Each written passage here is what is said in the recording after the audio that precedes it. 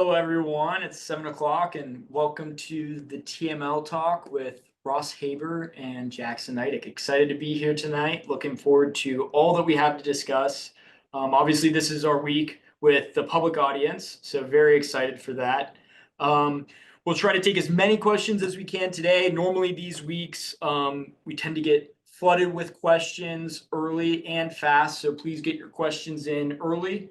Ross and I will provide his watch list in typed format for ease of transfer to any sort of software that you may use for screening or watch listing. And we look forward to getting into it. So, Ross, What check list? and stuff. Welcome back to another Wednesday night, and thanks so much for being here with us. Yeah, no doubt it's been whippy out there, right? The distribution had been building up, but as I always say, more important than the distribution is, what do the leaders look like? What kind of stocks are holding up? How broad is it? That sort of thing. What does rotation look like? And we'll discuss a little bit of that today as everyone gets in. Oh, and by the way, let's do a quick sound check, I guess. Since I'm starting it, if you can hear me, we're going to go number one. Let's type a number one for me and Jackson. Say hello. Let's get a number two for Jackson. Perfect. Thank you. Thank you. Thank you, David. Thank you, Rick. Thank you, everyone. All right. Thank you so much. So, looking good. Awesome. Wait another, what do we got? Another minute? We'll start at Yeah, we'll just wait one more minute and then hop into it. But yes, lots of good action, lots of setups, and I think, Ross, would you say the leaders are screaming at us here? Yeah, I mean, the leadership never really broke down. When the market, listen, when I see distribution pile up like that, whatever it was, maybe it got 7, 8, 9 days, depending on how you count it, where you looked, where they were dropping off. The bottom line is, if I don't see the number of setups drying up, if I don't see traditional leaders in constructive bases, then I worry. But that was never the case, right? When in any time that the market has like really put in a top and pushed me out, it doesn't take long before you just can't find any setups. Like, it starts with the best setups will be inverse ETFs. Those will be your best long setups, right? That's a joke.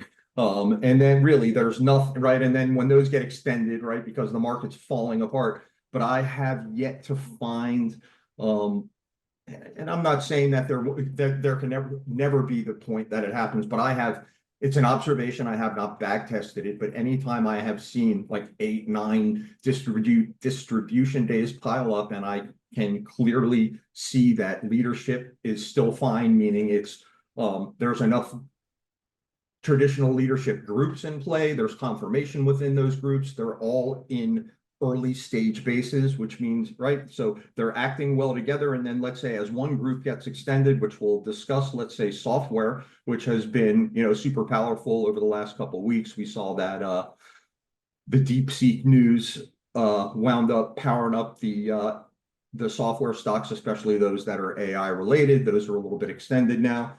And while so anyway, as you can see on the watch list, we still have plenty of software names, but the big list really is the medical healthcare, or really biotech, right?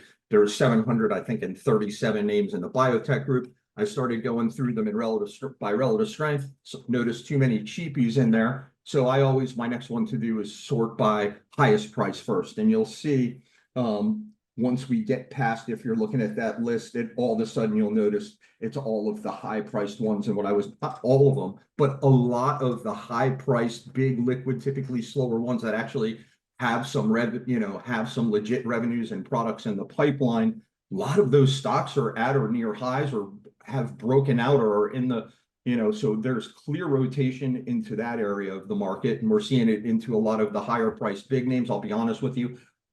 I didn't fit. I think I got distracted somewhere partway through the biotech group, but my guess is if I were to have continued going through even, the next 100 past where I stopped, that list would probably be twice as big. So I look at that as healthy rotation. I expect to see, it's a giant group, so that can work for a little while, right? Depending on what's working inside that group. Sometimes it's the bigger ones versus the little ones. Sometimes it's You know, all the ones focused on genomics and nothing else. And then when those get extended, they'll, you know, it depends. If you go to the wider healthcare sector, you'll notice when we take a look at Richard's, you know, ETF screen, medical devices is, you know, you can see. So if I didn't catch any stocks, you know, sticking out, because I don't think, other than ISRG, which I've kind of grouped together, that's, you know, really the only one that I can think of that I've got on the list today that's actually medical devices. So, and we'll go through that as well. So now that I've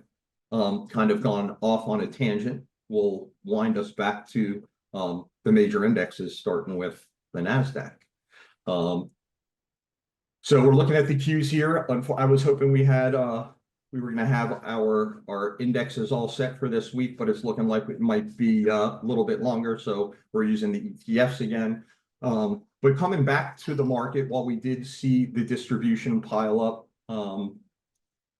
you know, again, we saw heavy volume both of these days at the right. We opened through resistance, rallied a bit, completely turned around, closed on lows. Then we opened just, you know, below the 50, above the 65, which exponential, which is this orange line, and seems to, you know, be acting as support for now, especially when it breaks the 50.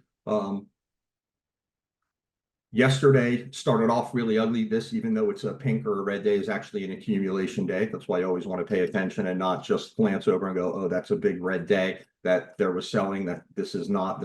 These are actually, this day of big pink volume and this day of pink volume might as well be blue if you're, you know, counting accumulation versus distribution. That being said, it's holding up fairly well. Sure, it is whippy, wide, and loose. It has not been easy to make money. I can't, you know, I think I've been on the phone with Jackson, you know, a few times, and I tell him I'm literally, I think I walk away, I go to the bathroom, I refill my coffee, whatever it is, I come back and like, what in the world, right? It's one of the kinds of things. So I've had to, you know, keeping it sized small. So I feel like I can, you know, walk away and live my life. And that's just a, you know, a matter of the environment, right? We've got the crazy news, the election just finished, all kinds of geopolitical, you know, you name it. So anything, you know, that's out there that can add to the volatility, it has been there.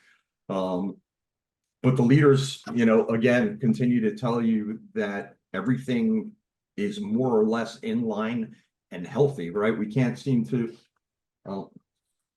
we got a visitor, sorry. We can't seem to, you know, break. We continue to make higher highs, higher lows. We've got the support coming in here as we break the 50 off the 65. So nothing really going on wrong there. Given all the distribution, it's holding up really well, not to mention leadership still in great shape. Rotation is still healthy. Moving on to SPY next. Again, you know, it had that same sort of action over the last couple of days as the NASDAQ. It looked like we were going to break out to new highs at one point on Monday, but just like the NASDAQ, it reversed, closed on lows, big volume. But that same sort of thing, we opened below the 50-day, but ultimately closed up near the highs of the range, well above mid-range and above key moving averages. You know, today it would have been ideal if volume picked up again. We're looking at the ETF, so I'm not, you know, I don't know what NYSE volume was today. Nevertheless, there's still very little wrong here. You know, it's still continuing to make higher highs, higher lows. The big problem is you can see, you know, the ranges through here, you know, were much tighter as it was in this, you know, making progress along this uptrend than we've gotten here. We've got some super whippy, wide, loose action going on in there, which is not constructive, to say the least, right? Now, no doubt. And Ross, I just want to point out here that I am I think I'm seeing a cat, Ross. Yeah, oh yeah, I told you we got a little visitor. I'm sorry. Guy's making a little visit here. I love it. Yeah, she was sneaking a little visit. Sorry about that. I didn't realize. No, all good. But Ross, I just want to let you know I am trying to get this watch list in a digestible format for the members so that everybody can actually copy over the TXT file and have access to the tickers that we provided. That being said, yeah, anything else on the SPY here, Ross? Yeah, no, so similar pattern there. And then moving on to small caps. They've been weaker altogether, trading below the 50-day, same sort of pattern, right? Or same sort of action, but lower down in the pattern. However, we closed just barely above that 50-day simple today. However, it's the first time in quite a while. Volume could have been bigger. Again, we're looking at the ETF. I don't know what it was on the actual index today. Could have been higher. But again, if we can see small caps, the small cap index push up through the 50-day in this area of resistance right here, that would be a big plus for the market, right? So, and again, we don't know. So this is one of those things you got to watch, wait, what happens, interpret and react. We could blast through, right, and add some power to the market, and that would be great. Or who knows, maybe we get stuck at the 50-day and bounce around in here, and then who knows if we ultimately roll over or take a little bit longer to push through. But for now, so far, so good. And all it would take is a push through here tomorrow to make this chart look that much better. And then looking at the industrial, industrial is probably the best looking index out there. Right. You might even go so far as to call this, it's not an ideal rounded cup. If anything, it's almost double bottomish or shakeout at the bottom of your cup. But you could call this your cup and handle, shakes out to the 23, closes near highs. Ideally, you don't want to see, right? This was a thing that'll always stick in my head no matter what, because I've asked the question, would it be okay if we see a constructive shakeout on big volume in the handle? And this, I will tell you, as long as there's constructive action, I'm fine with it, but it always rings in my head. Bill yelled at me one time, there should never be high volume in the handle, as in never, like not even here. And my observation is that this is still fine. So right. I want to be clear with what Bill told me, and I'm sticking with my observation. And I say that just because if you happen to be at one of the workshops where that was discussed, no high volume should be in the handle, that yes, I know that is the rule. However, my rule is, as long as I'm seeing constructive action along the way, I'm happy. And this is a very constructive shakeout, although that does break Bill's key rule of there should be no high volume in a proper handle. So that would disqualify it from the textbook pattern. However, I'm going to tell you, this is still a sound logical setup, or sound. Yeah. Yeah, and I would agree. And Ross, would you say that that's specifically because of the candle action there, as opposed to anything else? Just given that it opened on the average and closed, Yeah, you opened right there, you shook out below. So let's say you could have, if this, you want to say, was a little bit wedgy up into new highs, this shakeout underneath kind of cleans that up. And the fact that, yes, that super bullish action, we opened right down here at key support, not only price wise, the moving average confluence was there. You got the low here, right? Then you open back on highs and we follow back through higher. So yeah, everything about it, right? Looks healthy. For sure. To me, it's also to me, I give the Dow the least relevance of the indexes, because it is only 30 stocks, and I guess I hate to say the word manipulated, but at least temporarily look better or worse than it really is, based on just either really good or really poor performance by a few stocks. So that's always worth keeping in mind. I have not gone through the Dow components. I'm not saying that's the case, but that's just, when discussing the larger market with Bill, it was the Dow, the S&P, then the Russell, and then the Dow, which, in general, I wouldn't say I ignored. I always look at the four, but it's the most ignorable of the four. So when I see it looking the best or the worst, I don't get too excited or too upset. No, absolutely. And Ross, one other question I had for you real quick, just regarding the indexes. If you see the Dow potentially leading us out, are you worried that people are moving to, moving more defensively? Are you ever worried about that as the index? Yeah, it could be like that is a sign, right? Like you could say people are moving into the more defensive industrial stocks, but I forget what the components are, but there's still plenty in there that still have quite a solid growth component to it.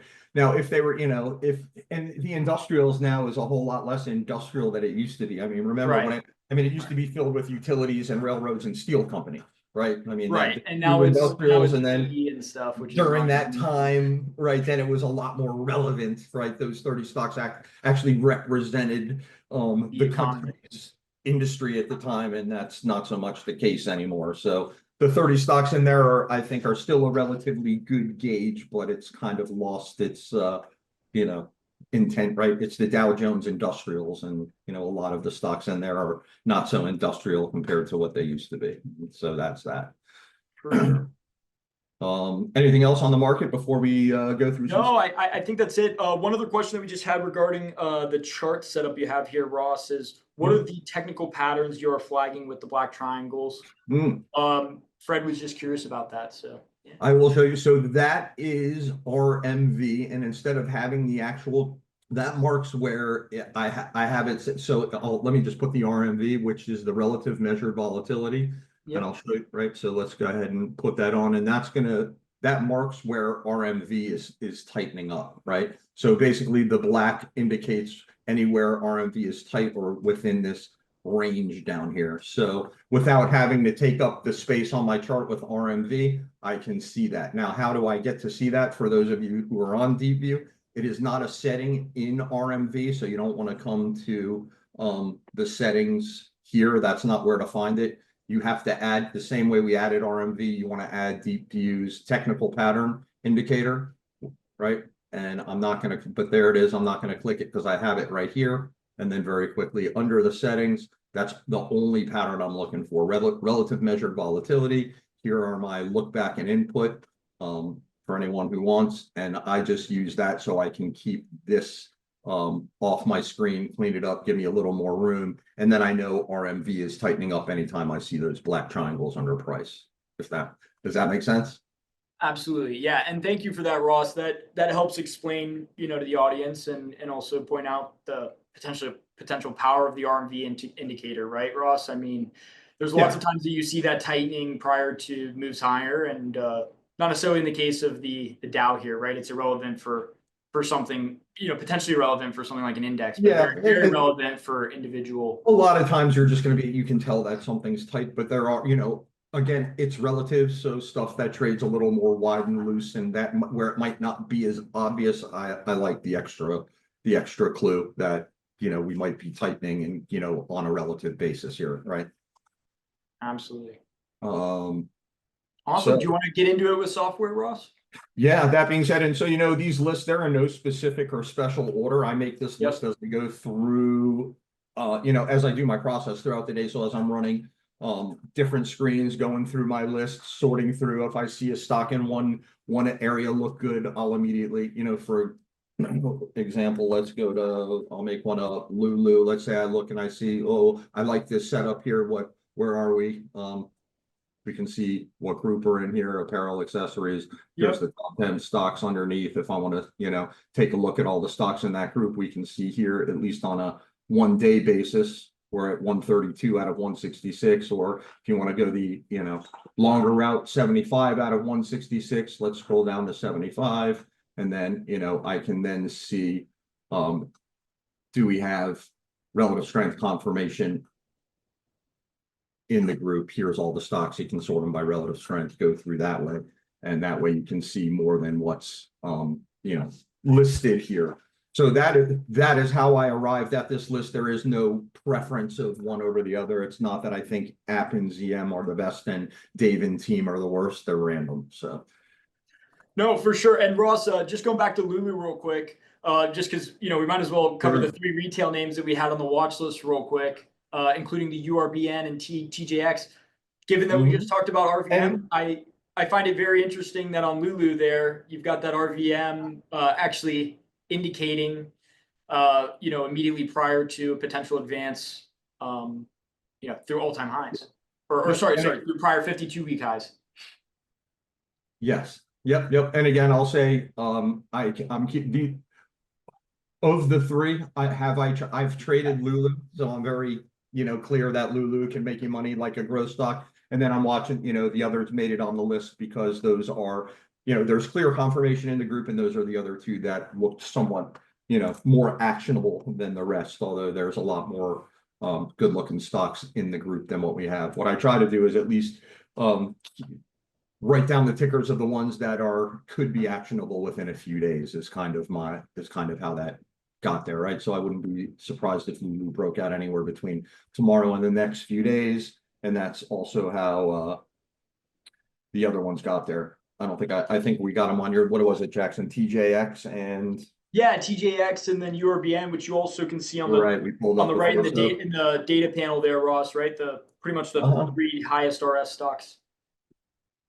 Yeah. All right, yep, perfect. So yeah, Urban, TJX.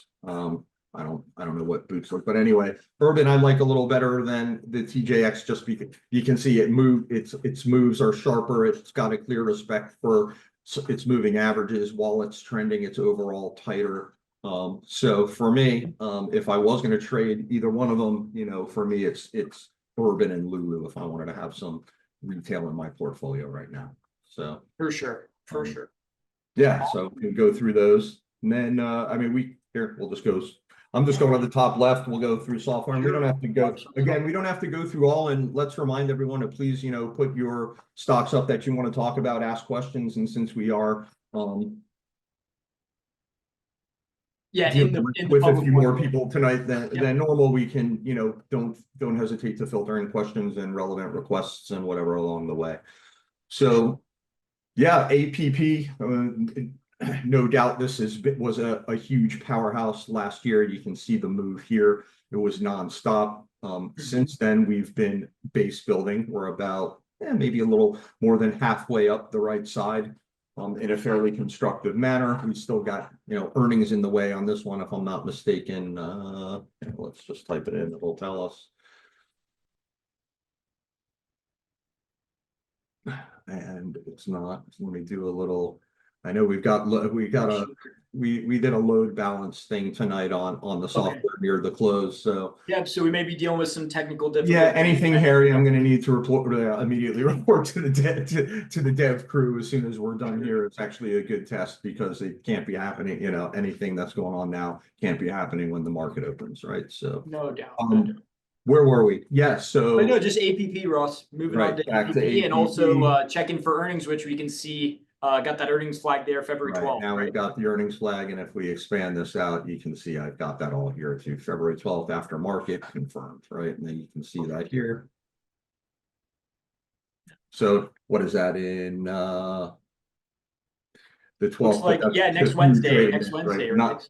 Right. So not including the weekend, you just got a few days there. So yeah, you want to be, so a few days away, unless I saw something today like where app looked like I thought it could easily explode over the next few days. It's not something I would touch with earnings that far out, and it can happen. Sometimes I'll buy it thinking I can get away with it. I'll think I get a really sweet spot, sit through a shakeout, go through all kinds of mental struggles to get to this point and go, I'm up a little and now I'm holding an option that I'm barely up on and I better sell it because all it would take is a pullback right to the 23 day. I'm in danger of turning something small positive negative right before earnings, and it happens. So this has been on my list forever. It's a great looking stock. We've got earnings too close to be trading it. So I'll just be keeping a close eye on this one for a buy after, not before earnings. But I do love the way it's setting up. Definitely worth getting. So you never know. A lot of them, I'd be happy to see it gap up, and then they'll gap up and then start to find support around that prior high. And depending on how things shape up, on the daily watching that high, I go immediately to an intraday, and we'll try and work my, potentially. Let's say you get a beat and a raise and I have to own some APP and it gapped up and I can't buy anything, near support here. And if you're lucky, you get to play that off the highs. And if you got a super powerful stock on your hand, you manage to day trade your way in, right? Using an intraday chart, and you hope everything catches up and gives you some legit support on the daily. So that's kind of my thinking there.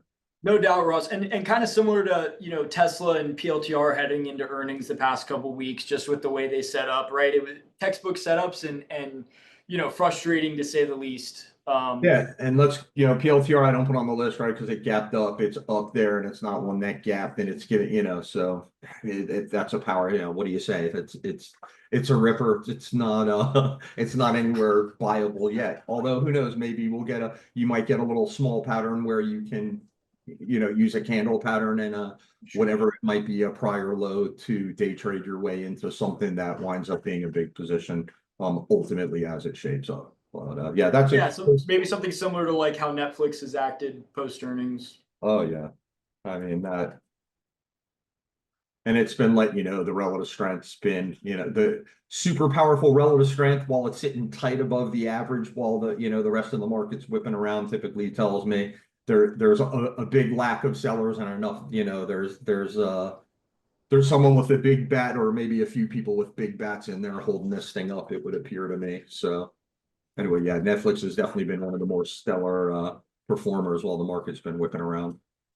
No, absolutely. And for anyone who received the TXT file of the watch list, the little dash next to Netflix is to denote that the name is extended from a buy point.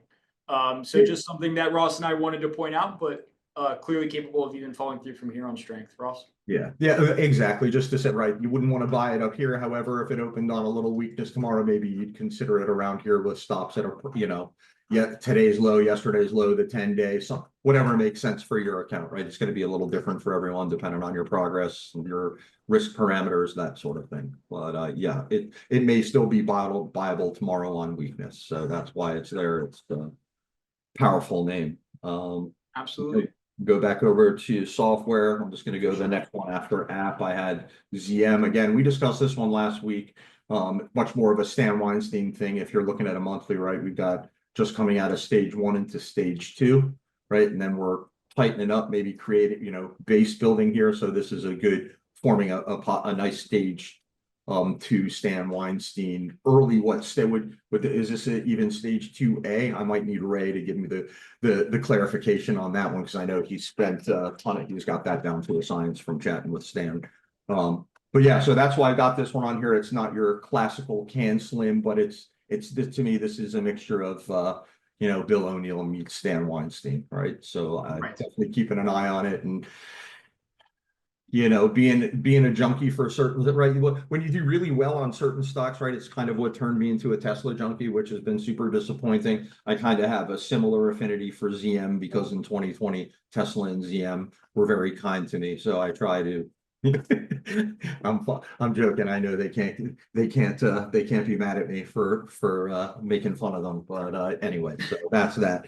SNOW, we've talked about the last, whoops, my bad. Yeah, last few TML talks, and Last even few after the HV gap, I think our first one back.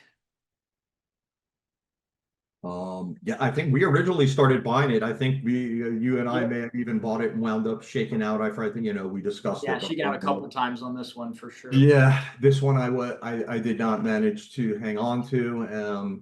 You still don't have earnings coming. So this one is actually still in again, you have to keep in mind these ranges are wide and loose, but on weakness, it's still very, very viable, based on we tried to make a new high here, probably a little too quick, straight. I wouldn't call it straight up off the bottom, but that's a fast move into new high. So not surprising that it didn't work, came in, shook out, and it's trying again. So depending on how whether you're a strength buyer, weakness, that whole sort of thing. This one's super constructive, but definitely keep in mind I try to buy it on weakness within the trend as close as I can to support, because anytime I try buying a stock that trades like this on strength, it's much more difficult to hang on to until you finally get up and out on it. And it's not that you can't do it, but I try to do things with as little aggravation as possible. So No, 100%. And Ross, I've been purely watching this on the weekly, not only for the breakout, but also just watching that 10-week. I felt like, maybe I was getting some more confluence along that line there on the weekly as opposed to anything else. Not explicit support, but just kind of riding that moving average on the way up there on the weekly. So yeah, I mean, right around that 185, if it opened there, a little bit below here, but not to right to anywhere. And it looked like it could. I'll start watching on the intraday. Does it look like it's going to turn? How much volume are we doing? Okay, the 10 days right there. We're looking at what, $4 or $5 on $185 stock, a few percent, right? And then I back my way in from there. If I'm even more lucky, you get to buy it just a hair above, yesterday's low in the 10-day, and then you can keep it super tight and be wrong like that 3 times. And if you're, when you get them right and they hold the average, higher highs, higher lows, and if you're in the right group at the right time, it's amazing how many times. And those are the situations where, when they're liquid enough that I'll try and put on something a little bigger where I'm very close to support. I tend to be a lot more careful. Let's say if I miss that and then I have to start buying strength as it comes, let's say back through this high, and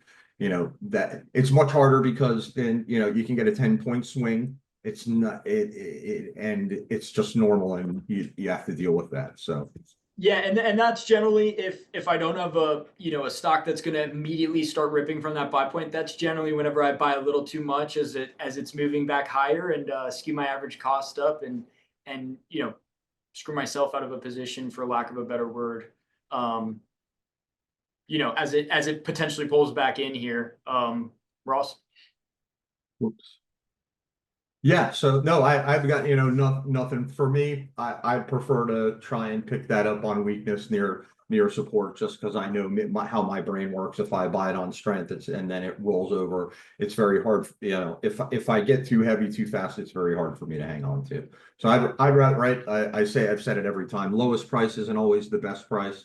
You try and get in too early, you never know. Maybe it just rolls over and dies here. On the other hand, I think we can all see that this could be, an extremely powerful breakout on the daily and the weekly here. So Yeah, and while not definitively in stage two, at least in terms of Weinstein having broken above those prior highs, I just want to point out though, look at the weekly here, right? You've got the 30 and the 40 touching each other and getting ready to curl up. So that's kind of what you need to at least give you some hope and some confirmation that trend will start and then really take hold. So good signs. in the 10-week lineup, like it right, well, it refuses to give that up. So, and then even today's open, right? We opened below yesterday in the gap, shook out to the 10. Everything about today's action was bullish, right? So For sure. not an easy stock to hold, but it is acting extremely well.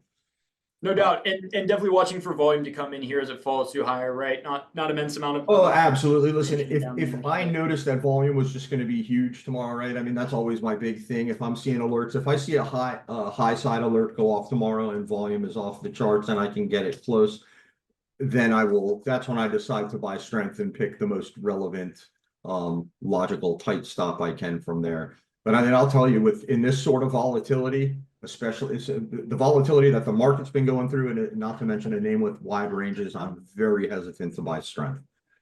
Same here, Ross. Same here, and I've been burned too many times, at least in this chop here, trying to do that. So, gonna avoid that going forward with you as well. Ross, moving on to RBRK. Awesome. Another great one. another wide loose name. This one, it's amazing. Back here looks phenomenal. Even if we turn it into a log chart, you can still see it's significantly wider ranges in this space than we saw as it was trending higher. We had a similar thing. We didn't, we don't have. It's just that whippy. Hard to hold intraday, shakes you out. It goes into new highs. It doesn't give you that nice organized. There's nothing clean about the pattern, right? So even as this one goes into highs, it's just there's nothing clean about the way that it's getting there. A lot of as it's moving higher from here, volume kind of tapered off, picked up a little bit here, and then you can see right the breakout came on light volume, it failed. So I'm picking this based much more on the weekly and monthly, right? If you show me the weekly and monthly, they look incredibly powerful. Even from here, it looks like they could explode. But again, it's like the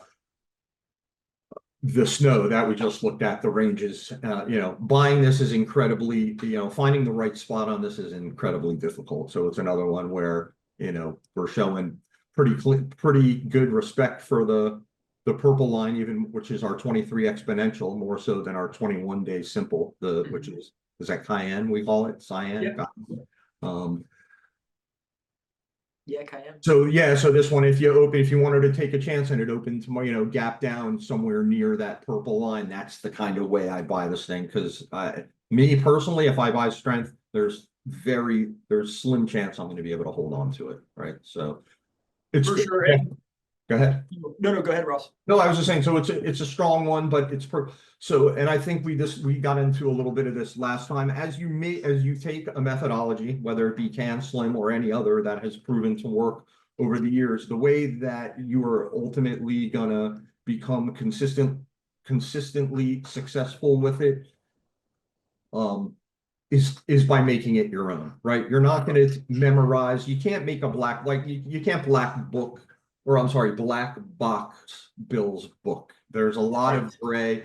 It's not all quantitative. There's a ton of qualitative, right? You know, just looking at distribution days and follow through days. If you're not aware of how to assess the qualitative with the quantitative, they're You may be left in the dust during they're not nearly as useful used alone as they are in conjunction, right? Yeah. So that being said, I have learned as I've made my process out of CanSlim, I've learned that whippy wide loose stocks. I might pick them to go to the moon, but I can't hold them. And I've finally learned that it doesn't matter if I can pick the ones that go to the moon if I'm getting shaken out and dice. What is it when you get smart chopped up. Yeah, chopped up. Yeah. There's the phrase I'm looking for, but yeah, death by a million cuts. Oh yeah, death by a million cuts. Right. So this is the kind of stock that'll do that to me. So sometimes if it's one that I have to have, I've got to look ahead of time, right, and go, okay, I'm buying it relative to this average, and I'm going to give it the right. And I'm very careful about how I do it, and that's that. But in general, when I see that, unless I've got the perfect setup and the fundamentals are making me drool, and it's the kind of thing where I just know I might force myself to try and buy it. But in general, I'm going to stick with the ones that have the super tight personality, that respect moving averages, that just the least aggravation for my brain, right? Given no doubt. And yeah, Ross, my only addition here was just like talking, adding on to your point about taking CanSlim and modifying it to your own. Well, while Ross may be looking to add this or rather buy this and start it on weakness, be it off the 23-day or whatever. For me, I've just found that my most powerful buy points, at least if the volume's there, are generally on setups where regardless of where the price is, so long as it's below that prior high and putting in RS new highs before price on all three time frames, and you have the confluence of those three on the daily, the weekly, and the monthly. For me, those generally end up being my most powerful buy points if I execute properly on them. So just, one thing that I'll add is there's, many ways to skin a cat here and lots of different ways to approach this. And within the CanSlim methodology, many different ways to approach buying this for sure. Yeah, and again, like I said on the prior ones, though, if on strength, if the volume is screaming, like if it's just holy cow, this thing's going to clearly do 3 million shares and averages 1.8, I'm going to figure out how to buy it on strength and pick a logical sell stop relative to that situation, right? So then I will change it, and figure it out from there. It is right. So I've gotten very good. It's really learning how to lose well is this game, right? It's the coolest thing that you can be wrong a solid 65% of the time and still do really well, as long as you can get your ego out of it, follow your rules consistently, keep those losses small, let the winners run. And what it comes down to is really all of that. That simple thing. It's simple. As simple as it sounds, it's a whole complex thing, but that is what makes this work. Cutting your losers tight, letting your winners run, keeping the wind against your back, staying out of the market, right? Staying away when things aren't going your way. That's a big part of it. And it's a funny thing. Also, mindset. I'll just say that, a lot of people ask me, what do you think makes X, Y, who, over here such a great trader or whatever. And I'll tell you, mindset is a big part of it. So no doubt, Ross, I'm with you there. And dude, you didn't have to reveal my batting average like that. What's going on? Come on. What's that? Yeah. Just messing with you. Moving on, CRNC, lower priced one off the bottom. The reason I watch this is a array special for me, meaning high volume right? I think it's the highest volume ever, which yep.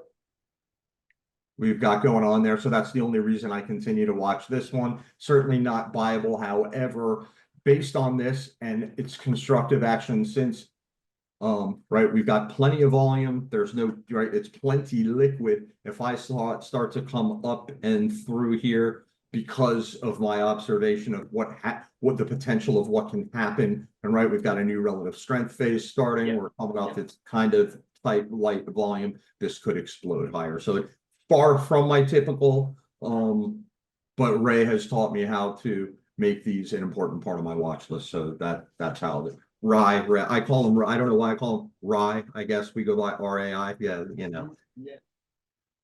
Um, No, so Ryan moving Ray, yeah, I know he's comfortable with both, that's for sure. But yeah, I mean he's on to something there that the high volume edge is it works. We'll just leave it there, right?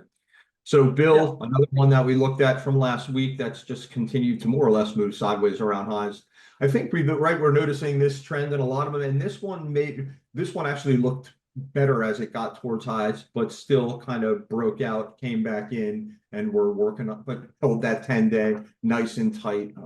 Price volume looks great. So my guess so this one, because it's tighter, holds the 10-day. This I've got no problem trying to buy on strength as long as I can still put in a tight logical sell stop. But I think, you can see the big difference between Bill and potentially trying to play it on strength through here with my worst sell stop at the 10-day relative to like RBRK, which yeah, I still like equally, right. maybe more, but this is just a much harder stock to buy unless No the doubt. volume is there. Now, don't get me wrong, if the volume is there, you can see this thing explode, character change and barely touch its 10-day like it did here for quite a long time. And that's also part of why I'm watching for that volume, because fine, that's my guess. That's what will make it do this or hopefully lead to action like this again. So No doubt, and especially just with the RBRK, if you were holding that position coming up into this base up here, right, it hasn't really given you a reason to sell unless, it shook you underneath that 23-day AMA. But yeah, yeah, but I mean, it's even buying the day like this and watching the 23, it's hard watching this happen, yep, right? yep, Even if very you bought it, difficult. it's very hard to watch here because now you're how close are you to turning a profit negative, right? And so No and doubt, that's it's just an ugly day. We won't go back and look at the market there, but it always looks easier after the fact. I've learned 100%. the hard way in these whippy stocks. Even when I think I've got like that beautiful buy point so close to the bottom, it will try you, right? So Yep, and I did that a bunch on Reddit. Reddit made me feel that way, a multitude of times, as it, right before it broke out recently. So this breakout and pullback to the 10-day will make you is much harder to hold than let's go to Bill and let's say this breakout and pull back to the 10-day. It's just not as crazy, and because of the nature of the stock, the likelihood if you wait for the volume is it's going to continue to hold up tight and respect that 10-day moving average, right? absolutely, absolutely. Moving on to GTLB, which I think blasted off last week or 2 weeks ago on earnings, and Yep. that acting like, so similar thing, right? So tried to break out, came back in, and now it's trying to re-break out today. We are at looks like we made not quite a new all-time high, but new highs relative here. We're at a new all-time, not even a right. That's So the new would be new all-time 52 week, right? right. So we're still under the all-time closing high, right? So we're still Well, definitely, Ross. Look at the monthly there. yeah, correct. Oh yeah, going all Oh the yeah, way back. So this is another one. Again, if the volume is there, great. If it's not, be really careful because I mean the stock could open, it could come in below the 10-day, right? Test this prior high, and there's absolutely nothing wrong with it. But if you buy it at 73, you're gonna have a really hard time holding it as it's coming into 68, right? no doubt, and a very whippy and volatile stock. One that is undoubtedly due for personality change if Ross and I were to trade it, but clearly very important. Resistance levels here, and then looking at those longer term time frames. Almost ready to move into that Weinstein stage 2. Right. Yeah. Looking at the monthly, right? I mean, coming through here, the potential here is huge. And, Yep. these are the kind of ones I look, people will ask Yeah. me, what do I like in terms of earnings? At least 30%? No, I want triple digits, right? Triple And digits. Yeah, I if you can find prefer it. straight up acceleration, but I'm not going to penalize this, right? It is deceleration, but, between what I'm looking at here, yeah, it's choppy, but to the upside, really, we've got big, estimates going out well, at least to the next 2 quarters, and then it looks like we slow down to a lot more normal, right? So anyway, now had I seen it look like it was going to be growing out triple digits for some reason till, the middle of 26, then that might make this one of those stocks where I'm going to try and figure out, how to get in close to the high and find myself stop on an intraday chart, because I have to have it. We're not there yet on this. We're not there yet on anything for, the chop in the market has just been really difficult. So it hasn't been easy to put on a position and sit tight. I've been keeping everything very small, to say the least. Yeah, it's a struggle, honestly, even to, I bought small Netflix. It's hard enough to sit with Netflix, no less GitLab. So that's the way I look at it, right? I mean, there's points where I'm looking at the easier stocks to trade than GTLB, and And they're even giving you sometimes the hard way to go. Yeah, I watch those and then I'm wondering, am I just wasting my time, right? What am I doing? My brain hurts looking at it. I'm not making enough money when, all those thoughts that it never goes away, especially when, so again, mindset is a big thing, balance the whole 9 yards. So let's keep going, because I got a lot of stocks. For sure. No, let's keep going, Ross. Yeah. And if you want to just start cranking through, specific charts, Ross, so here, let's go through reserve commentary if you have specific bigger, buy points that you want to point out. Yeah, bigger, slower one, not right, but I'm just confirmation in the group. I love to see Checkpoint participating. Massive power hanging out above its 10-day at or near, right, that prior high. So to me, that's solid confirmation in the group, right? And that can also be interpreted as, like support off that prior high there, Ross, the day to day, right? For sure. So absolutely. Dave is one we've been talking. I think I've moved Dave anywhere from the financial stocks. I think I've got it back to software. We could put it with the internet. It's a little bit of everything, right? It is software. It is the internet. It's basically software on the internet for, what is it, high yields checking? I forget what it is, but something finance related like that. Chart looks great though on all 3 time frames. Very hard to ignore. Relative strength phase, I guess you could say, started here, and every time it comes back in, it's just, higher high, higher low. It looks like this one's gaining momentum, super tight here, right? This is one of those things, right? It lets you know on a relative basis that you've got tight action. It's much easier to see here on the weekly, right? Very super tight closes, super light volume, and finally we got some volume coming in here, right? That pushes up through the 50, close near highs. So all super constructive action on all 3 time frames. And I guess you could say it's got a little confirmation from 3 different groups. So it's all good there. No doubt, Ross. And real quick, just one quick note here. I was actually posting about this on X yesterday, and just also wanted to highlight that not only does it have that prior HV day high there to the left that it took out during yesterday's session. Also you got that confluence of the $100 Livermore level, and absolutely, so a lot of nice areas here to buy with minimal risk, especially given that it's been in this range and had so many tight closes on the weekends. Doesn't hurt, right? We got the moving averages crossing up and starting to expand, right? So that's holding it. So this could, again, another one where if the volume was there, absolutely viable on strength with tight watchable loss, stop loss. TEAM, another one like Bill, similar. Well, no, actually this one's stronger, my bad. This one acting like a champ, one of the one, right? Earnings.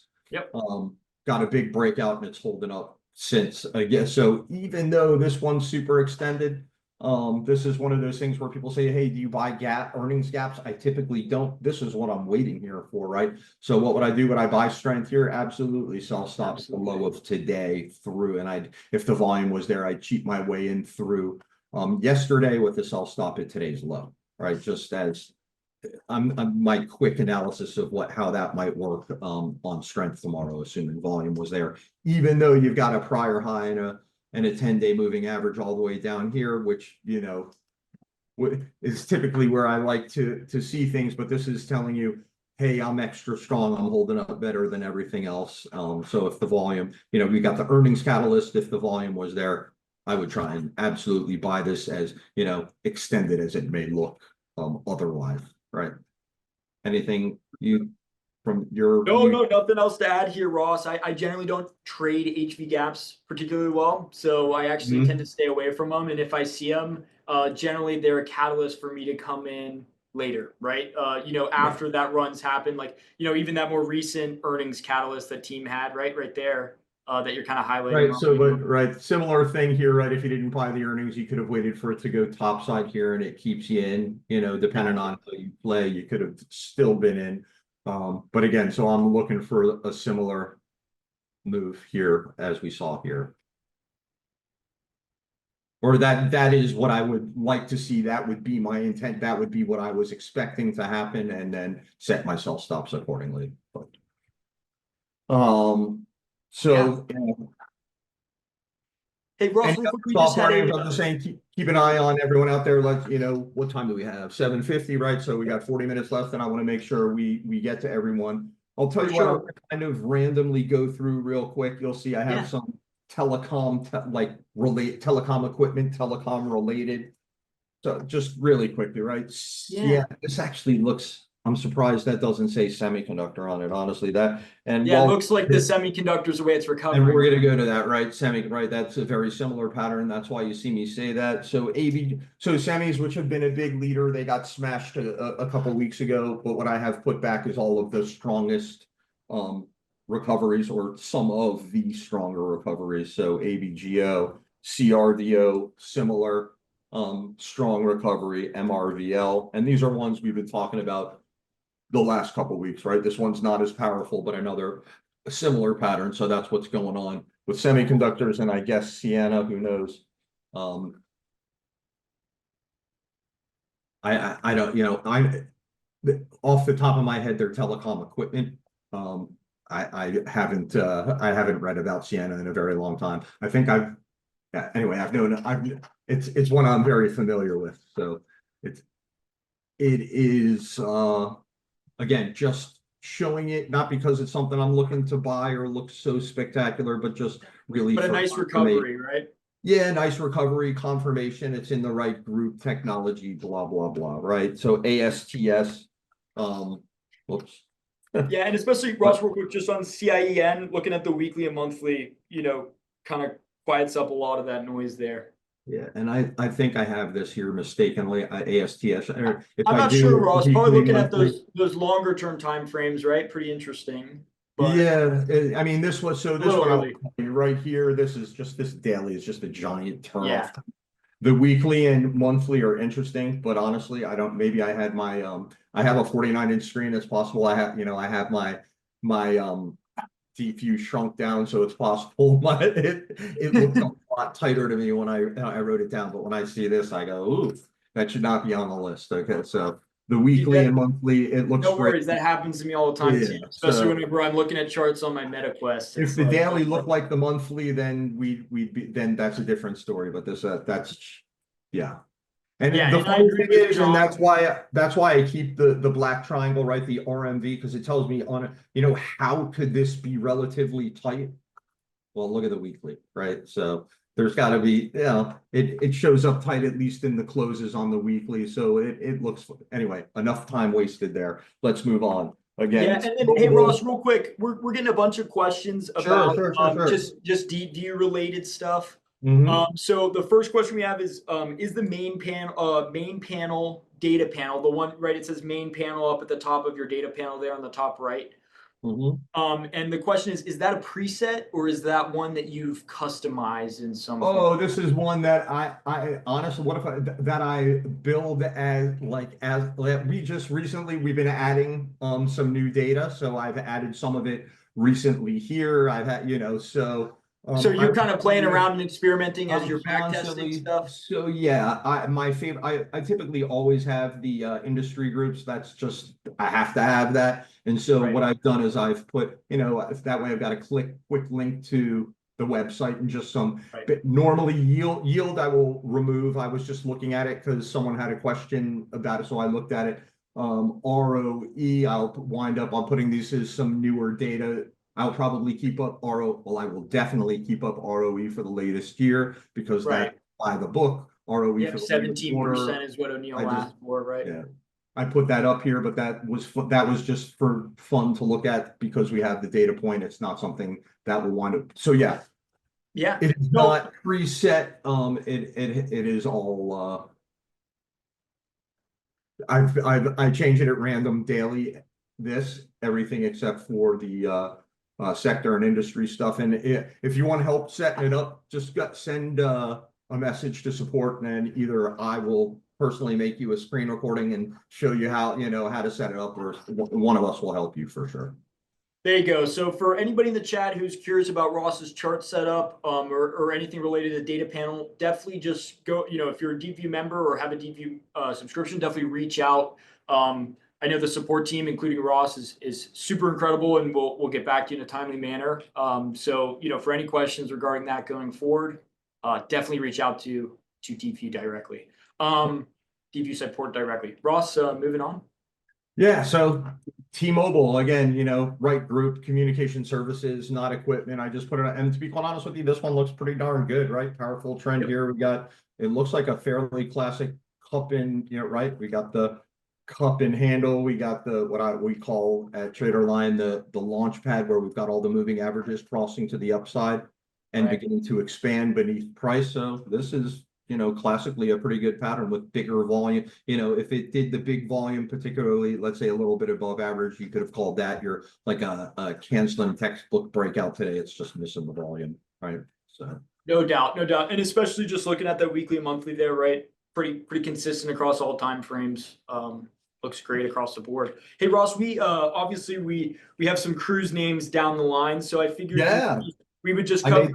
We got a request for VIK. Not a name that was in our travel, in the travel portion of our list here, but this Viking Holdings, I think, is this Viking Cruise, or is this? I believe this is Viking Cruise, but Brian, if you're there, yes, I believe it's Viking Cruise. Yep, there it is. Yeah, looks good.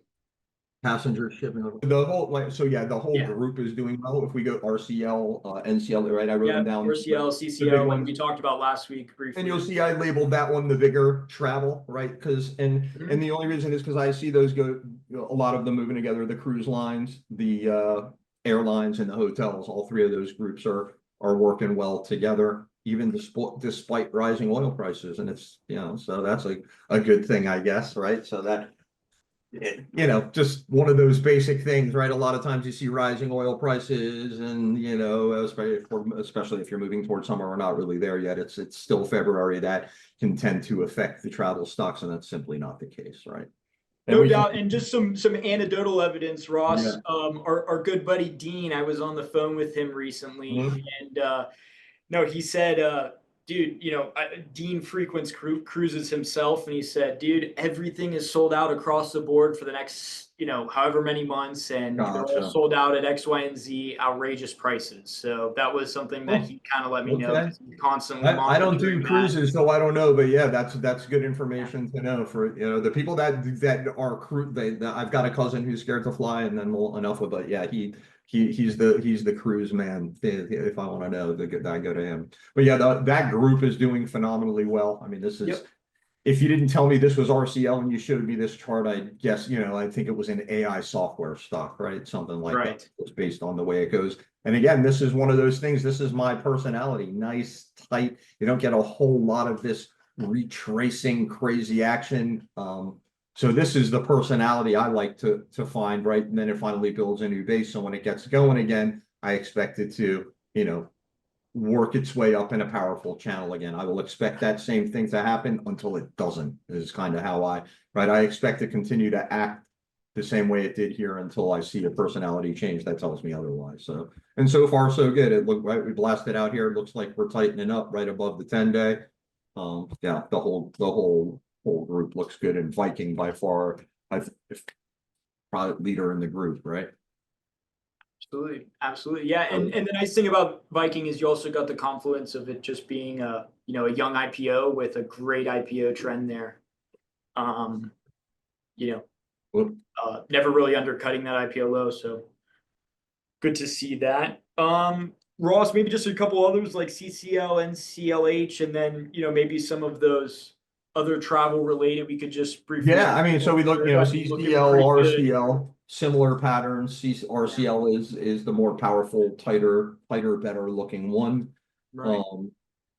You No, know, but good to see RCL CCL and NCLH moving out on, RCL's earnings gap up, right? Breaking out in the same fashion on the same Right. day. And between those four, just based on personality of chart, I can't tell you which is the better company, but for me and the way my brain works, I'm sticking Yep. with VIK and RCL, and I leave Same here. CCL and NCLH for the personality that can trade. There's tons of them, right? Like I always say, service now, you look at a monthly, things gone straight up, no matter what I do, I can't trade it, right? It's just a personality thing. So that is why I would lean anytime towards the RCL and Vikings, simply just the way it trades, strictly personality. Absolutely, Ross. And Hey, then we Ross, we can have a go. quick request here for CART, just to take a Absolutely. look at that and see any perspectives. Yeah, so again, I think we've talked about this one Yep. in the last for the last few weeks. It's another one of these where the personality is just there's not a chance I can this craziness that I can't hold it if again if you got lucky enough to try and buy one of these wild pullbacks to support here and you've got it and you're still holding on. But it's that kind of thing where I know me, even if I'm slick enough to buy, let's say I got the open and managed to hold. I have a hard time when it's doing this and I own it over here and I really, depending on it depends on where my account is. If I've bought it in the right size and I've got confidence and I've got the room to let it wiggle around a little bit, it becomes a little bit easier. But even when I buy it, right, even when I go out of my way to buy it, on weakness within an uptrend, a lot of times the volatility gets me anyway. So just for me, my brain, I just stay away. On the flip side, I look at the weekly, the monthly, I have it, and I also have it written, don't I have it written down? I thought, yeah, I do.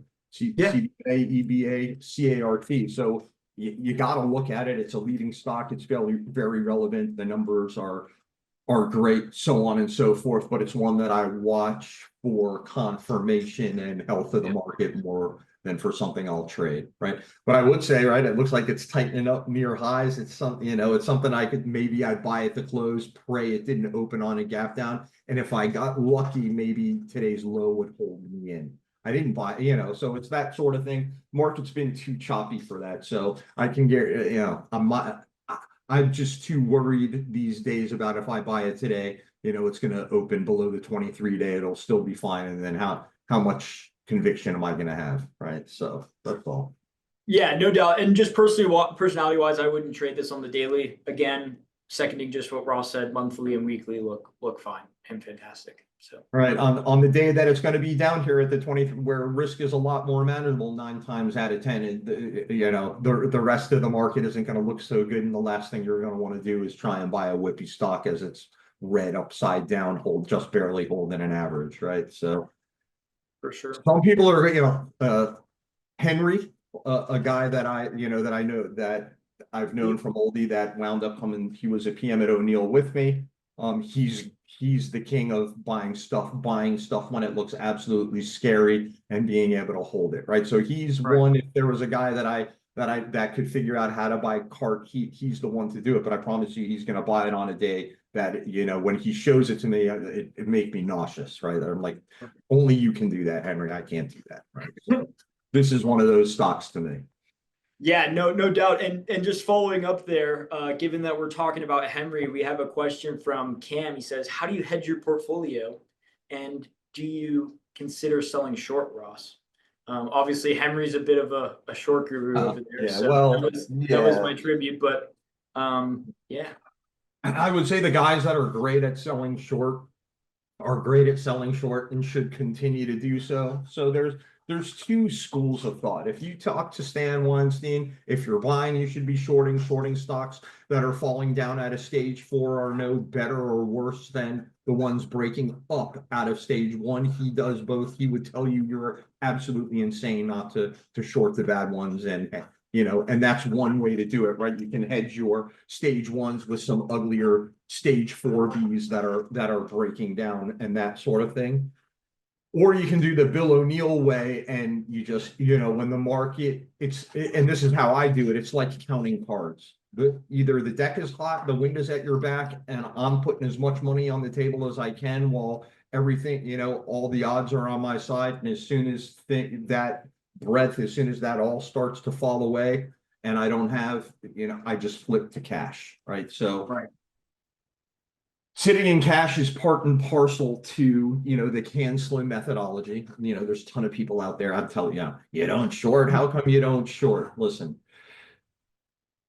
Bill O'Neill, while I was there, and my guess is if you talk to Mike and Charles, they'll tell you the same thing. He wasn't doing any shorting ever while we were there, yet somehow him and the team managed to generate multi-billions, right? So Right. while I was there, 15 into 860 from 98 till March 2000, and Yeah, kind of ingrained in you. We don't need to do this to be successful. Right now it's 25 years later. So what are you going to do? Tell Bill he needs to learn how to short? Yeah, well, as soon as you crank your account up to a few million or a few $billion, then you can tell Bill how he needs to short. But and I'm being facetious. That's my point. Obviously, you wrote a book on it. Respect for both Stan and Bill, and they'll both tell you completely different things, and nobody's wrong or right. It's perspective in how you do it, right? Right. Right. Yeah, and I think what Ross and I are also trying to say, if you have a good method for hedging your long positions by being short, either by being short an index as the stocks are pulling in, whatever it is, it's just not necessarily something that him and I do within our versions of the CanSlim. I'll tell you here, I'm going to be completely honest with you. I sat with probably one of the smartest guys I know to this day, who I ran my hedge fund with in New York, and we sat.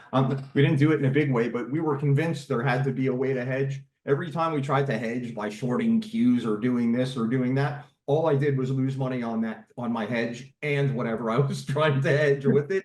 So in all honesty, it's fine. It's worth trying. And if you can do it, great. But I sat with, honestly, one of the smartest, sharpest, most successful guys I know in the stock market. And all we did was manage to, add more to our losses trying to hedge. So I hadn't figured it out. It absolutely can be done. I know there's guys out there like our friend Henry who we're talking about. He'll tell you he'll never be bullish again. Somehow that guy manages to make, big triple digits short in big bull markets, and he's just got a knack for it, right? So if you got a knack for it, count as recent as a few weeks ago, maybe. Yeah, and I can go on and on, right?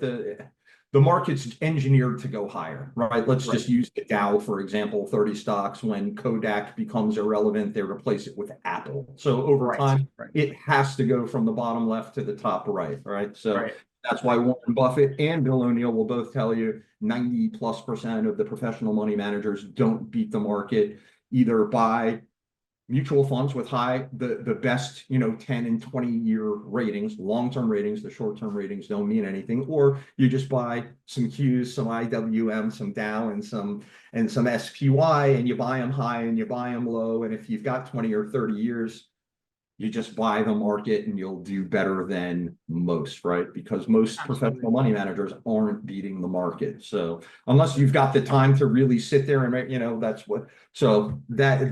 that. Shorting is much more difficult. The most you can ever make is 100%, no matter how right you are. Companies got to go out of business. Your losses are unlimited, and you're fighting a market that's engineered to go higher over time. So for me, it's harder. You have to be quicker, and I have tried it and I stink at it. If I was good at it, then maybe I'd be telling you a different story. But, however, I will tell you, right, the most successful guys I know, the one who taught me, he managed to generate make a few $1 billion without shorting, right? For sure. And he's taught how to do it. And so don't be fooled into thinking you have to do it. Right. But I would never, ever, ever argue with Stan either, because when he shows you what he does and explains it, that's in a completely different context, at least in terms of moving into that stage 4, right? It's not shorting something that leaders are all breaking out across the board. I'm sure Weinstein, Stan, to speak about Stan, I'm sure he's particularly focused on, those stocks that are potentially moving into that stage 2 or stage 2A, if there's a larger pool. Listen, Stan maximizes stocks moving into that stage 4. Right. He maximizes his buys by getting that early start at a stage 1. whereas Bill maximizes buying high and, will typically sit in something in that Stan would, consider extended and had sold prior. Bill is better near highs than near the bottom, and Stan's the opposite. That's all. For And sure. And both Ross, works. just one personal story with hedging and trying Mhm. to manage doing both. I made my first real money actually shorting the market in between the November 21 high and the the kind of the middle of the year in 2022. So really that spring period there. And all that I'll say is I felt like I developed a lot of really good tactics and a lot of really good methods. And then as I tried to, apply those during long periods to kind of hedge or find stuff that was maybe going to go down as those leadership names were going up, all that I did was confuse myself more and have, essentially countering positions on as the market direction is definitively telling me, hey, I want to go higher. So, just from my personal experience, I think you have to have a market kind of like that to focus on shorting. And then, outside of that, unless you're, hunting for relative strength, it's potentially not worth your time. So just something that I'll throw out there. And yeah, Ross.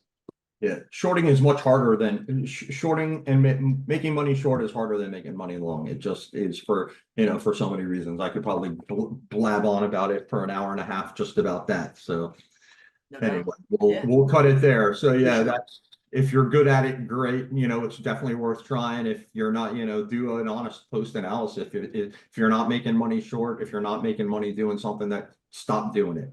Right. I learned, like, I did a lot of post analysis and learned I make most of my money trading individual growth stocks. So I quit messing around trading gold and ETFs and all of that, because it might have felt fun and all that, but I wasn't making progress on anything like I was on individual growth names when I really applied my rules. For sure. Meta, I'm bringing up just because it's been a powerhouse. If I'm not mistaken, I don't have the ants on here. I think today was the 13th day up in a row. So that's Yep. massive power, right? You've got the huge volume into the earnings, huge volume coming out of the earnings. That's your elephant getting into the bath. That's your giant blue skyscrapers that Roper talks about. That's all very good. However, Institutional accumulation.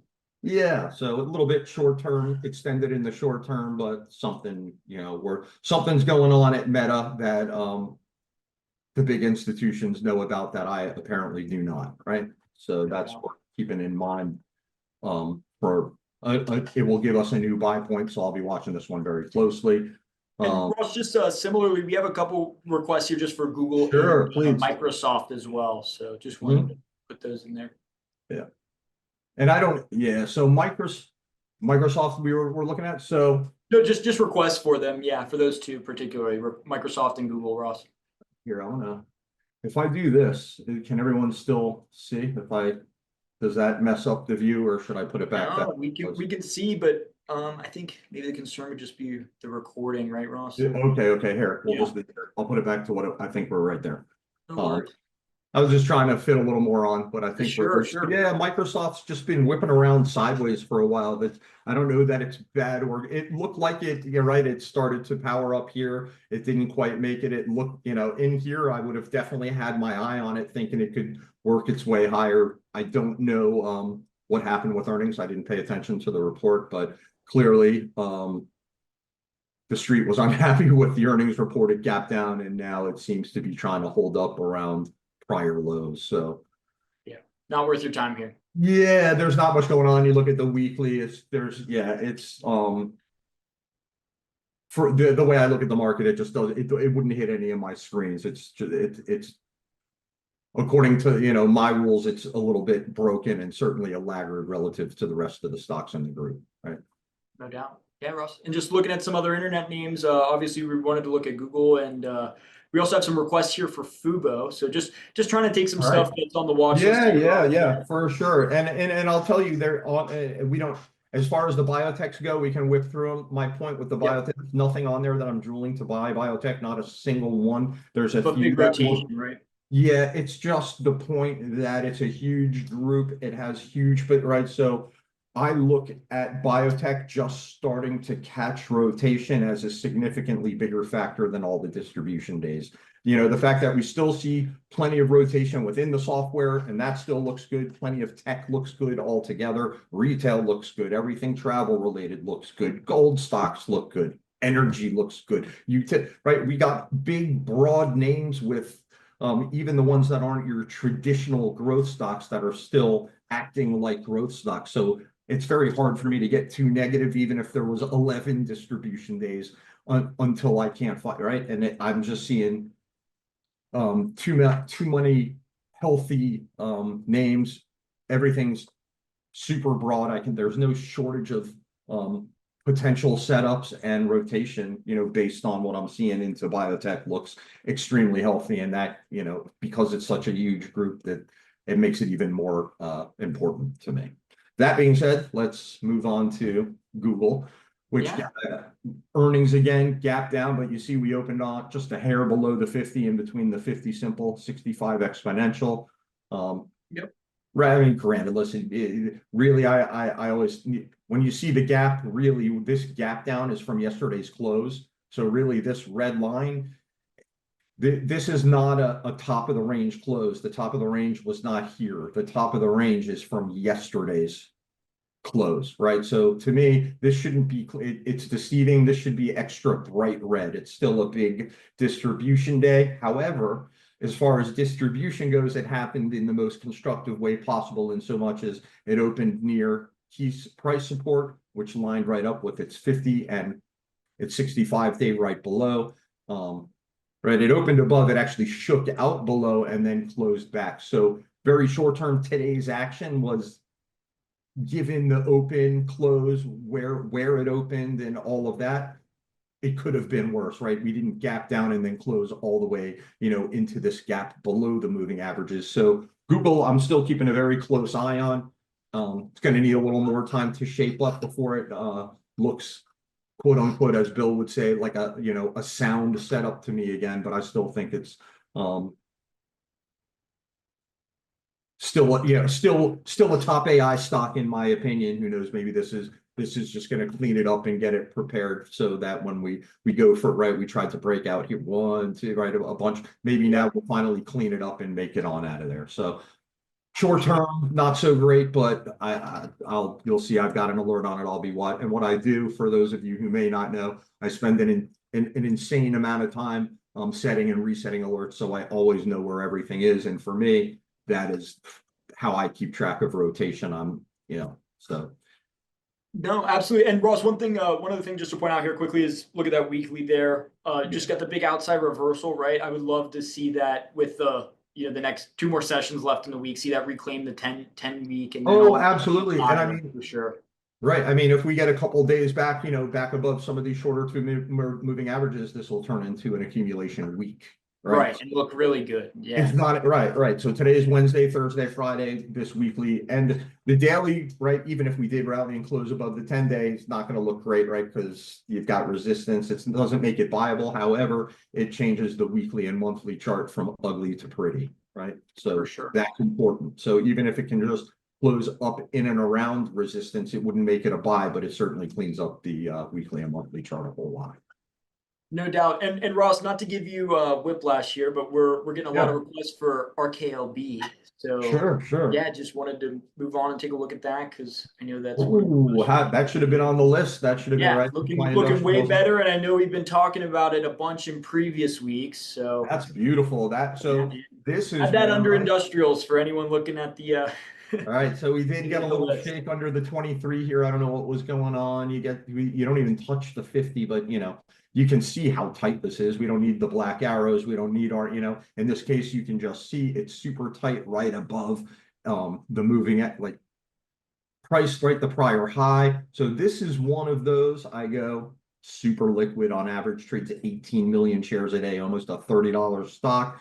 Its ranges this is the kind of thing where I would even potentially try putting on, even in a crazy market, a 10, maybe a 20% position as close as I could to these averages with a super tight stop right below. This is one of those, it just looks like it wants to explode, right? We've got the super tight RMV, relative strength phase, where you've kind of moved sideways for right on top of that 21. That, you know, it's just waiting for one of those things that I would Yeah, in this market, I try very hard to stay away from buying in expectation, right? In Right, anticipation of, but this right. is this is anticipation by galore for me, this sort of setup in a better market, right? So in a market that's trending and everything's working, you can bet your ass I'd take home a good, I'd be building a position in this thing over the last couple of days based on the way it's set up there.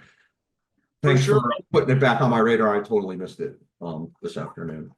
No, absolutely. So thank you everybody for that. This is, a good one. And I see Michael here saying lots of selling around 31. Dude, keep paying attention to, specific numbers like that or Yeah, levels yeah, yeah. that you pay attention to, because Ross and I noticed them too on the intraday, and Ross and I have kind of picked that up from Ray in a sense, right? That's something that Ray definitely does, is watch Right. those intraday levels. Go up And until Ray will maybe. watch that too. Yeah, significant levels. My guess is right. If you're to watch 31 on the level two, you'll probably see big offers coming in around there. And when it clear, that may be the magic number. I wish we had Rye on here now. He'd be able to give us a hand there. But even without him, this is definitely one of the, thank you. This is probably one of the best setup of the tightest best setup of my watch list sheet today. So thanks for adding that on there. No Uh, doubt. And look at that monthly, right? I mean, now you basically oh, got the whole, 4 months, with tight closes there. So definitely worth paying attention to. yes. Ross, we got another question here from Matt, more conceptual question. How do you manage position size, especially when these stocks are several $100s? Buying 10 or 25 shares won't make a difference even when they make a 20 to 30% advance. Thanks. I would simply say buy more, Ross. Yeah, well, I mean, it's percentage, right? Right, So, right. I'm saying percentage of yeah. your account, So but if you put 10, if 25 shares is 10% of an expensive stock is 10% of your account versus, 2,500 shares of a cheaper stock, 10% is 10%, right? right, So right, it's going to be the same either way. I'm going to tell you that if you've got, 5,000, let's say you have $25,000, you want five positions and you ultimately want, $5,000 or 20% in each position, that amount, whether you put $5,000 or 20% of your account into 3 shares of an expensive stock or 3,000 shares of a cheap stock, either one, if they each move 20%, you make the same exact amount of money, right? So you got to be aware that it's on percentage basis is all I would say there. And, for me, given my choice, if you any day, if you were to look at my portfolio, 9 times out of 10, it's going to be all high priced, very often triple digit stocks. And if it's going to be a double digit, like a 20, 30, $40 stock, I love to see it super liquid, like an RKLB. Was there a stock in mind that were no stock in mind, but just one little sentiment that I had to add there, Ross, is I totally agree on a percentage basis. But one thing that I've kind of found as my account has been smaller here, Matt, is you know I'd rather buy the high priced liquid stock with actually a greater position than I would potentially prefer to hold off the bat, with the hopes of actually selling into some of that liquidity on the breakout day to establish the position, whether it be a 20 to 30% position. Um, while also then realizing, okay, hey, I'm only holding a small nominal value of these shares, but have found that that's a good way for me to get in on a high price liquid name. Um, you know, just recently, that's something that I've kind of found has worked. One other thing to add here too, Ross, is that I think it's important for to not get caught up in that, and recognizing that the major winners, the average cost for major winner was, I believe it was $38 before the breakout, right, Ross? Yeah, So the study showed, yeah, the average price of the biggest winners at the beginning of their move was $38. $38. And then Ross, do you happen to know what on the high side, the end of the run that would have been? It has to have been at least over 100, right? Yeah, well, yeah, so that just goes to how Bill defines because he says he looked at all the biggest winners Specific over a biggest period, and winners. it had to double or more, but it also had to be an institutional quality name, right? So one of the Right. big funds had to be able to buy a legitimate position, or he that didn't so much count, right? So he just tried to keep the thin garbage off, if you, as he would call it, right? The lower priced garbage, and it's the same thing when he built the model books, but that's part of, you know, his methodology is sticking with the leaders, right? The leaders are not typically not the low price garbage, and people will say, yeah, but they'll pick whatever leader you can name and say, well, it started at $4. Why wouldn't you have wanted to? Well, I certainly would have rather buy it at 6 than 60, but if it goes from, if it goes,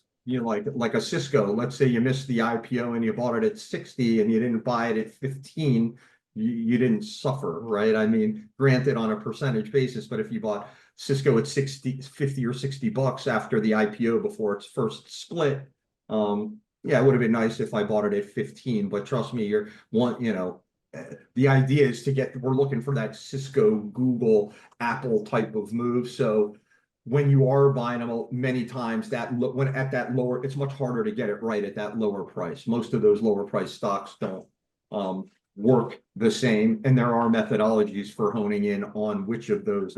I haven't done it yet. I haven't spent adequate time to where I'm actually trading those stocks, but we've got there's no shortage of those guys out there if you look on Twitter that have made a bundle trading the lower price stocks. And the one thing that I have noticed is they're still super liquid even though they're lower priced, because thin just doesn't work no matter what, right?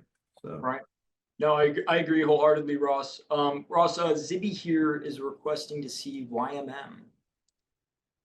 YMM? Yes, YMM.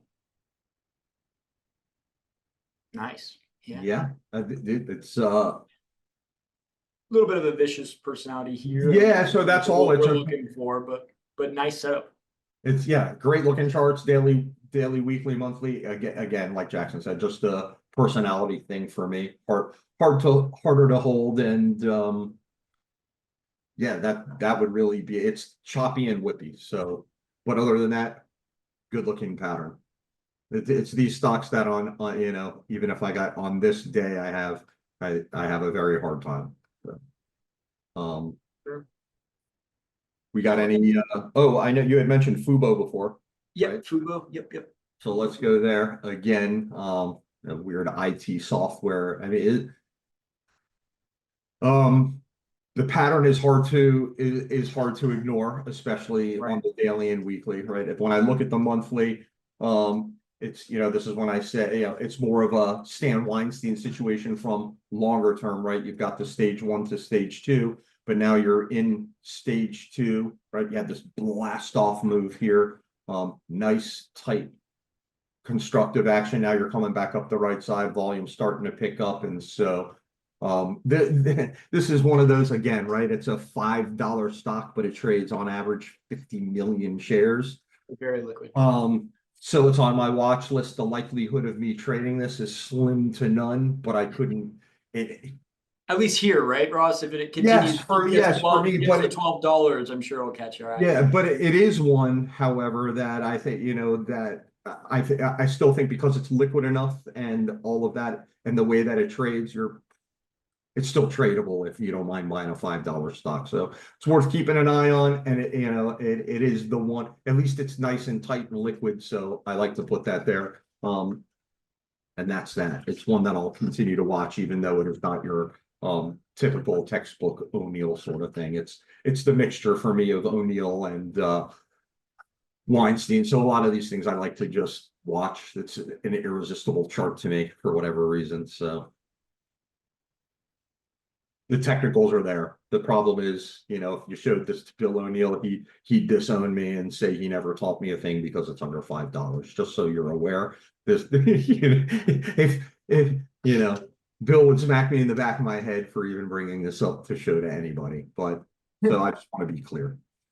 Yeah, no, Ross, I agree. I think, just as far as the setup and in terms of actual, the tangible name, right? You have something here that people can understand what it is and see it in the chart. So just for those that like them, if I had, so every once in a while I'll include a low price performance answer, and I put them on my watch list, even though I'll never ever trade them. I think they're worth keeping an eye on, and depending on your style, this may be very tradable for you. So no doubt. No doubt. for that reason alone, I put it on there.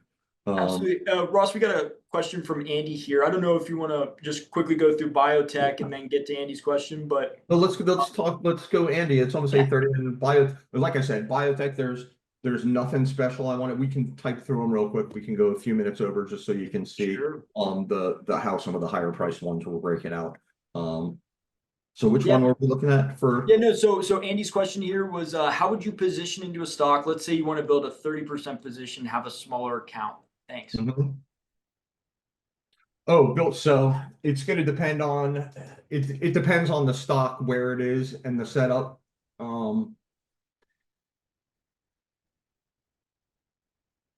Do we have a stock in mind that we could look? No, nothing from Andy.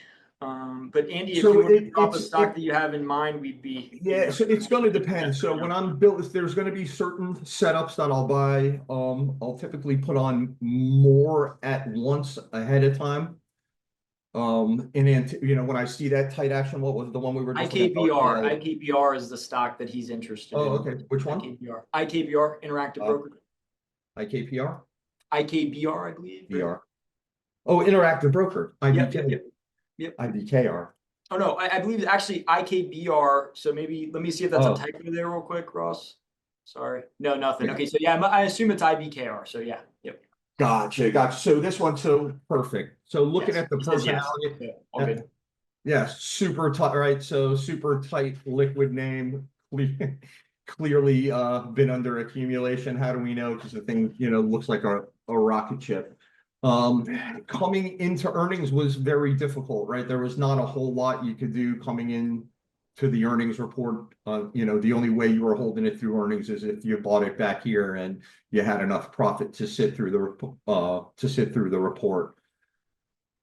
So yeah, so let's say you waited until after earnings. This is going to be a really tough one. I always look Right. to the left. It sits super tight.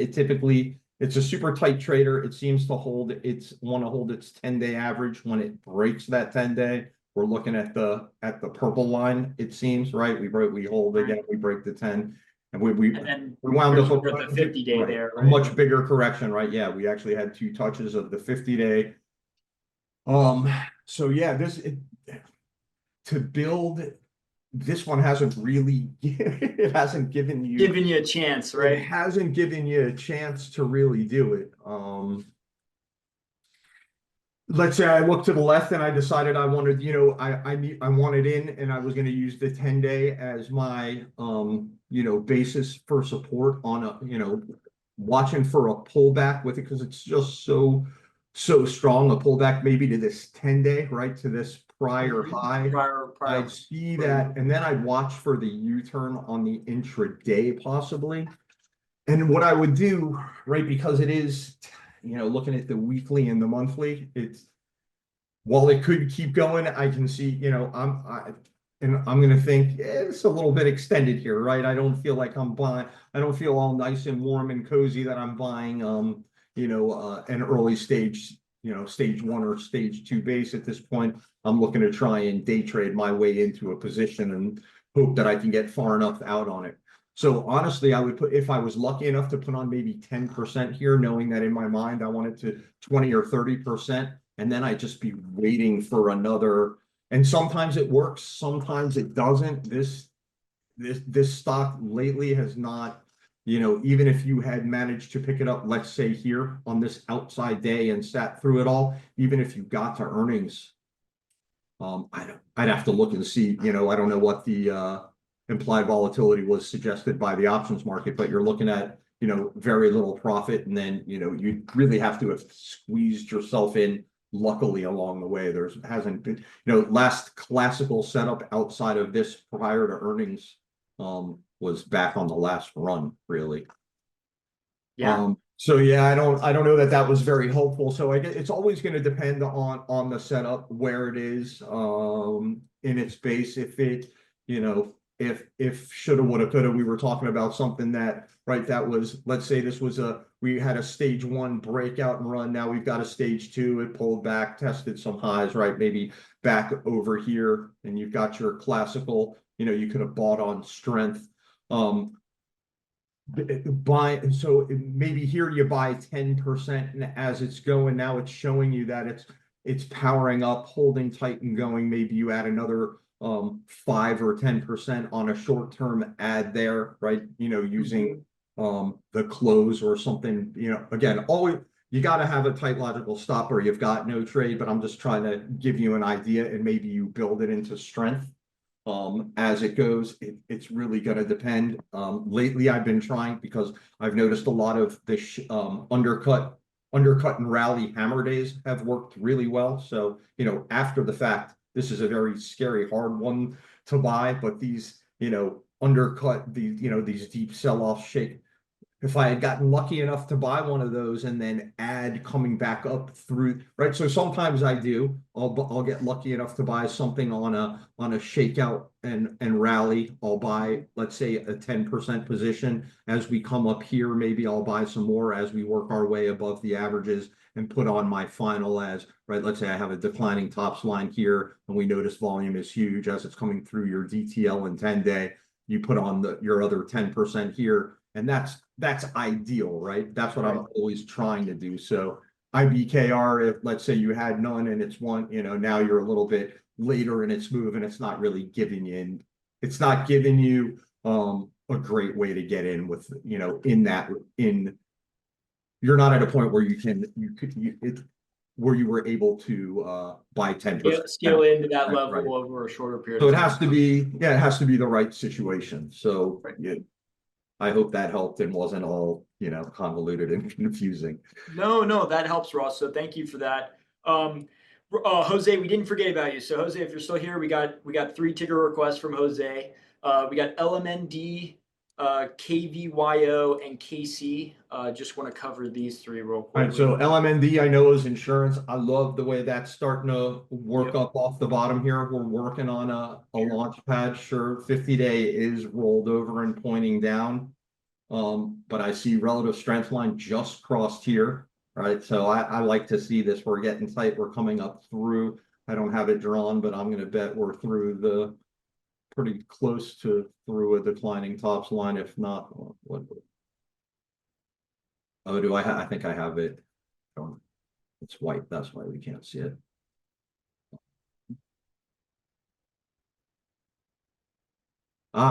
Right there. So you're banging right up against it, and then automatically in my brain, we already looked at this one earlier. Root in the insurance group, that looks good. So that's another one.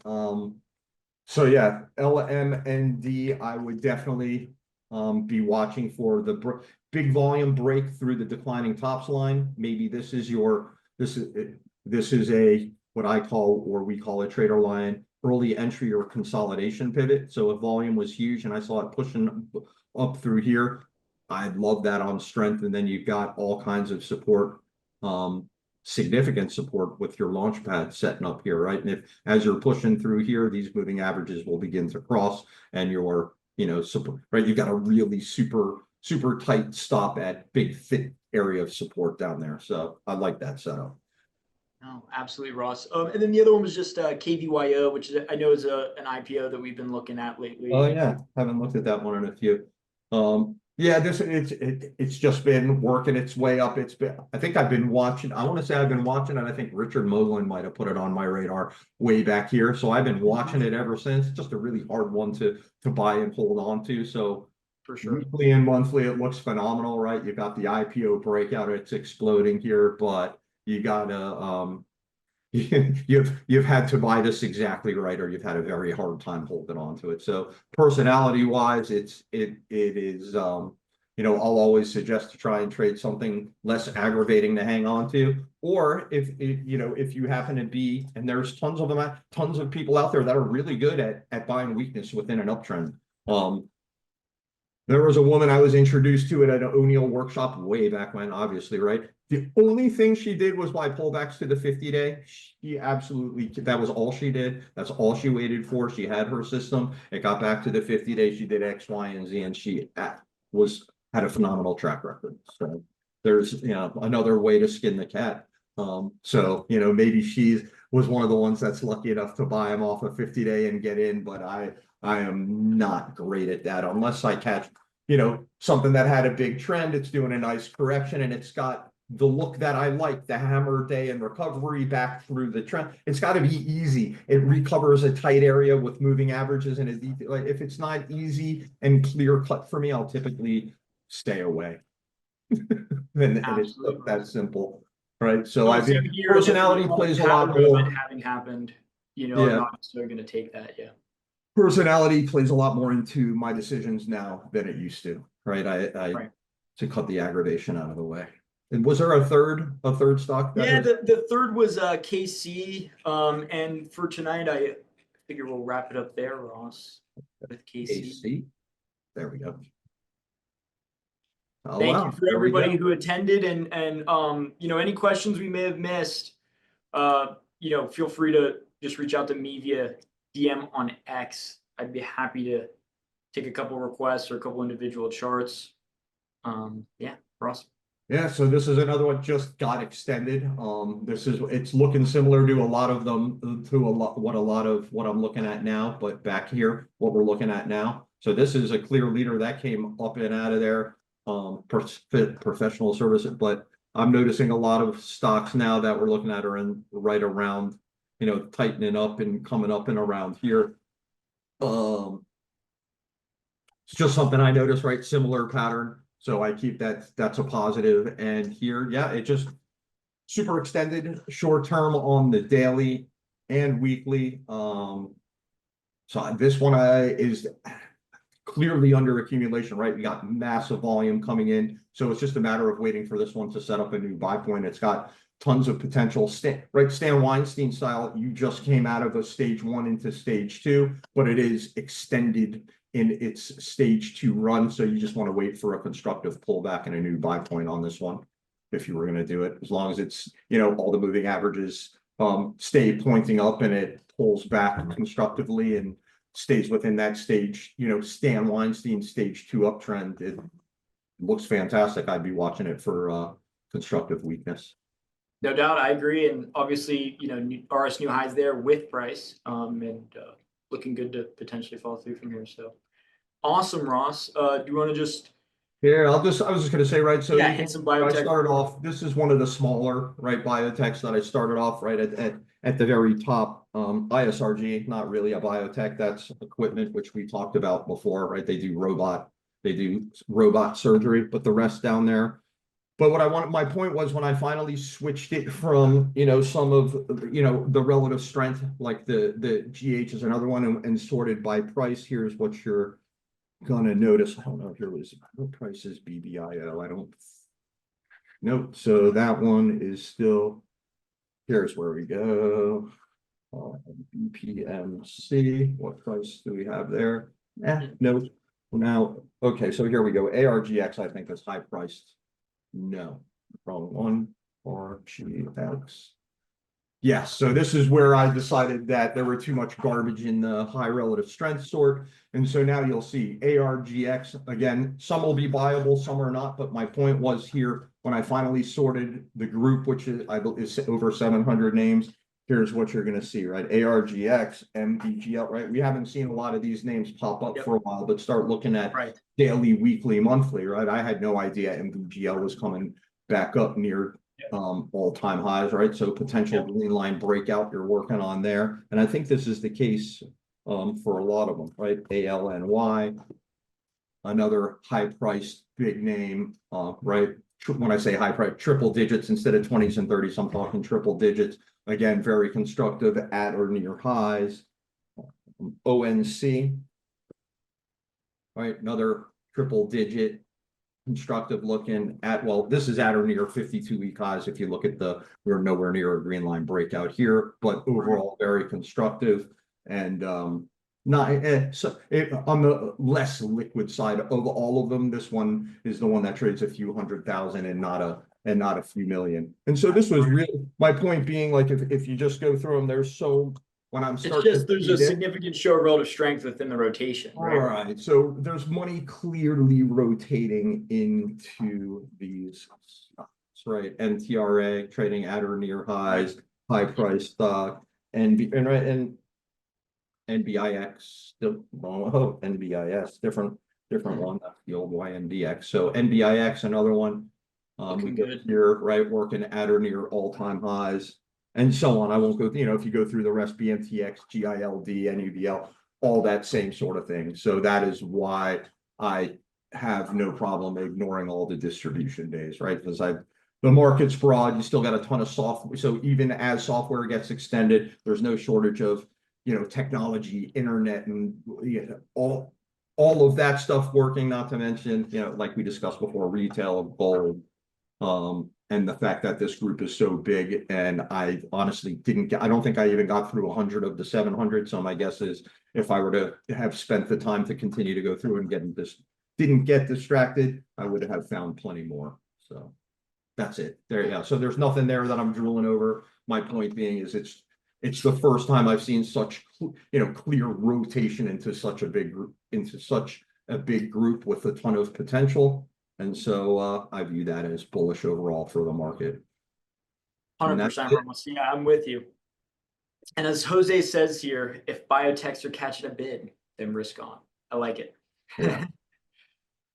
So that is it. And sorry for going 15 minutes over. I know that's a long time, hour and 45 minutes, but it goes fast for me and Jackson. No, So it's I good. It's apologize good for for it's that. good for the public session, especially whenever we Yeah. have so many questions and so many more attendees. So, Thanks yeah, so much, everyone, for sticking around. I really appreciate you guys spending your late night learning with us. But hopefully we'll see lots of you back here again next Wednesday. And thank you so much for all of the awesome questions and spending your night with us.